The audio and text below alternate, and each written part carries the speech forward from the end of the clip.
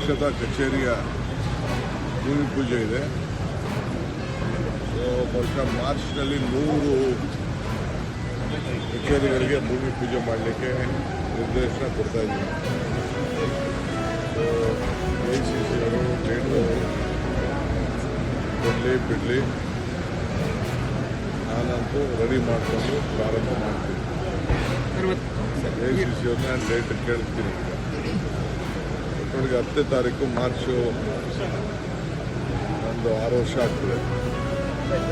ಮೊದಲಿನಲ್ಲಿ ಎಲ್ಲ ಪೂಜೆಗಳನ್ನ ಬಿಲ್ಡಿಂಗ್ಗಳನ್ನ ಪ್ರಾರಂಭ ಮಾಡ್ತಾರೆ. ಇವತ್ತಿನ ಶಂಕುಸ್ಥಾಪನೆಗೆ ಇದು ಯಾರು ಮುಸ್ಲಿಂ ಅವ್ರನ್ನ ಇನ್ವೈಟ್ ಮಾಡಿಲ್ಲ ಅಂತೇಳಿ ಇಶ್ಯೂಸ್ ಎಲ್ಲ ಆಗಿತ್ತು.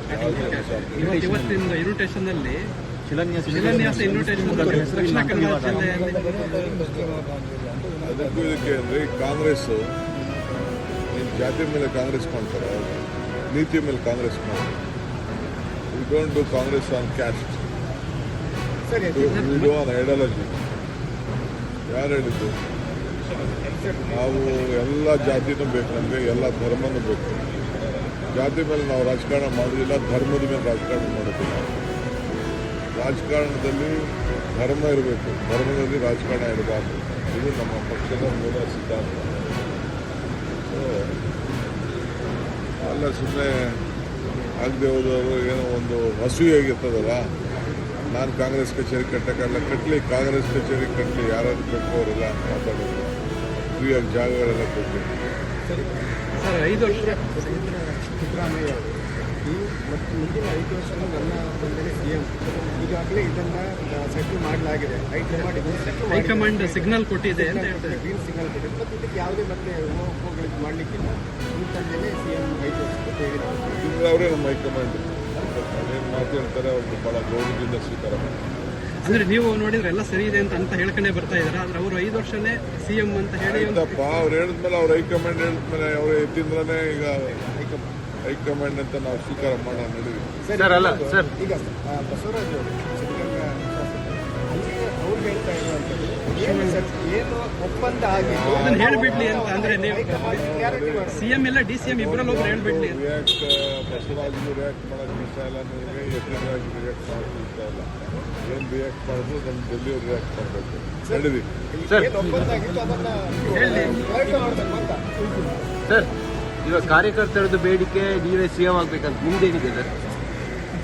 ಸರ್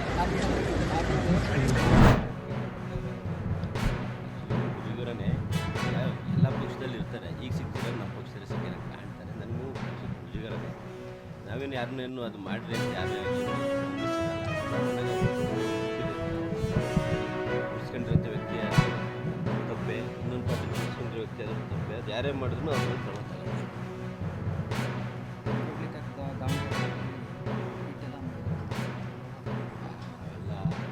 ಟ್ವೀಟ್ ಮಾಡೋದು ಅಂತಲ್ಲ, ಆಯ್ತಪ್ಪ ಇವರೇ ಮಾಡಿದ್ರು, ಮೊನ್ನೆ ಮಾಡಿದ್ದಾರೆ. ಅವ್ರು ಹೇಳಿದ್ರು ಸುಮಾರು ಇವ್ರ ಅಧಿಕಾರದಲ್ಲಿ ಅವ್ರ ಜೊತೆ ಹೊಂದಾಣಿಕೆ ಮಾಡಿ ಇವ್ರು ಏನಾದ್ರು ತಿಳ್ಬೇಕಲ್ಲ, ಇವ್ರು ಯಾಕೆ ಹಿಡಿಲಿಲ್ಲ, ಅವಾಗ ಹಿಡಿಸ್ತಿಲ್ಲ. ನಾವು ನಮ್ಮ ಸರ್ಕಾರ ಇದ್ದು ನಮ್ಮ ಪಕ್ಷದ ಕಾರ್ಯಕರ್ತರು ಅನ್ನೋದಾಗಿದೆ, ನಾವು ರಕ್ಷಣೆ ಮಾಡಬಹುದಿತ್ತು. ನಾವು ಯಾರನ್ನೂ ರಕ್ಷಣೆ ಮಾಡೋ ಇದಿರಲಿಲ್ಲ. ಯಾರೇ ತಪ್ಪು ಮಾಡೋದು ತಪ್ಪು ಅನ್ನೋದನ್ನು ನಾವೆಲ್ಲರೂ ಸಮಾನವಾಗಿ ತಗೊಳ್ತೀವಿ ಅನ್ನೋದಕ್ಕೂ ಇದೊಂದು ಸಾಕ್ಷಿ. ಅವ್ರು BJP ಸರ್ಕಾರ ಇನ್ನು 2 ವರ್ಷ ಆಗಿದೆ, ಅದರಿಂದ ಅವರೇ ಇರ್ತಲ್ಲ. ಮತ್ತು ಅವಾಗ ಯಾಕೆ ಕ್ರಮ ತಗೊಳ್ಳಿಲ್ಲ? ಅವರುಗಳೇ ಮೊನ್ನೆ ಹುಟ್ಟಿರೋ ಅಂತ ಮಾಧ್ಯಮದಲ್ಲಿ ನೋಡಿ ಸುಮಾರು ವರ್ಷದಿಂದ ಮಾಡ್ಕೊಂಡ್ಬಿಟ್ಟಿದ್ದಾರೆ. ನಮ್ಮ ಮಾಹಿತಿನ ನಾನು ನೋಡಿದೆ. ಹಂಗೆ ಅವಾಗ ಯಾಕೆ ಅಂದರೆ ಇವರು ಅವ್ರಿಗೆ ಹೊಂದಾಣಿಕೆ ಮಾಡಿದ್ರು ಅಂದರೆ ಇವರಲ್ಲಿ ಭಾಗಿಯಾಗಿದ್ದಾರೆ, ಇವ್ರನ್ನ ತನಿಖೆ ಮಾಡಬೇಕು ಅನ್ನೋ ನಾನು ಗೊತ್ತಾಯ್ತು. ಪೊಲೀಸರು ಕೊಲ್ಕಟ್ಟೆ ಎಲ್ಲ ಹಿಡಿದು ಹಳೆ ಮಾಡೋಕ್ಕೆ ಮುಂದಾಗಿದೆ. ತಪ್ಪೇ ನಾನು ಹೇಳಿದ್ನಲ್ರಿ, ಯಾರು ಮಾಡೋದು ತಪ್ಪೇ. ಶಿಸ್ತಿನ ವಿರುದ್ಧ ಯಾರೇ ಹೋದ್ರು ಕ್ರಮ ತಗೊಳ್ಳಿ. ನಾನೇ ಮಾಡೋದು ಸರಿ, ನೀವೇ ಮಾಡೋದು ಸರಿ, ಇನ್ನೊಬ್ಬರು ಪಕ್ಷ ಅದೇ ಪಕ್ಷ ಏನು ಯಾವುದೂ ಇಂಥದ್ದು ಹೇಳ್ಕೊಡೋದು